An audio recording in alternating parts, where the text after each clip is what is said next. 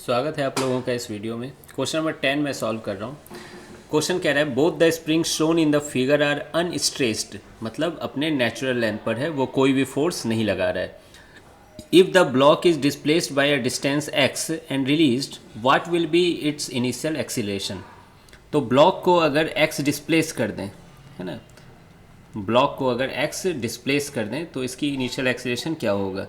तो मैं क्या सोच रहा हूँ, इधर डिस्प्लेस कर देते हैं, ठीक है, यहाँ पर पहुँचा देते हैं, ठीक है, यहाँ पर पहुँचा देते हैं। अब इस ब्लॉक पर फ्री बॉडी डायग्राम मैं बना रहा हूँ। अब ध्यान से देखना कि क्या क्या फोर्स लग रहा है। तो ब्लॉक को जब आपने राइट शिफ्ट किया तो ये वाली जो स्प्रिंग है वो कंप्रेस हो गई। तो ये बोलेगी मैं कंप्रेस कैसे, वो रेसिस्ट करेगी, फोर्स लगाएगी। तो वो किधर फोर्स लगाएगी, इस तरफ फोर्स लगाएगी। आ रही है बात समझ में।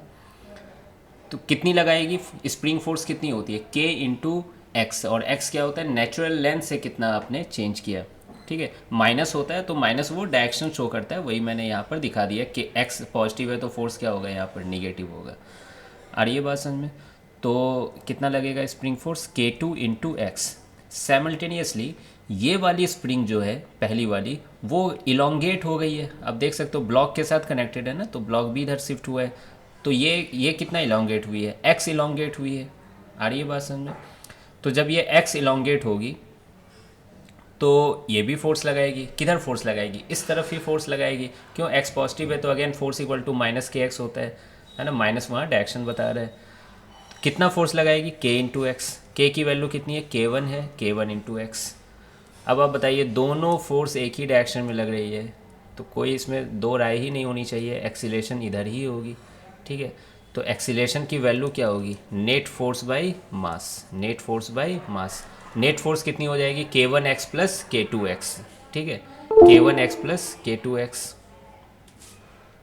एक सेकेंड। तो के वन प्लस के टू इंटू एक्स हो जाएगी नेट फोर्स, और आप इसको मास से डिवाइड कर दीजिए। तो आई होप कि आपको ये बात समझ में आ गई होगी। हाँ, बस एक चीज़ और मेंशन कर देना चाहिए यहाँ पर फाइनली, कि डिस्प्लेसमेंट के अपोजिट होगी एक्सीलरेशन, क्योंकि आपने एक्स को राइट साइड में डिस्प्लेस किया ब्लॉक को, तो एक्सीलरेशन लेफ्ट हुई। अगर आपने लेफ्ट डिस्प्लेस किया होता ब्लॉक को तो एक्सीलरेशन राइट डायरेक्शन में आता है, ठीक है। तो मैं यहाँ पे लिख देता हूँ opposite to displacement, opposite to displacement यानी एक्स वेक्टर, है ना। तो आई होप कि आपको ये सॉल्यूशन समझ में आ गया होगा। मिलते हैं फिर नेक्स्ट वीडियो में।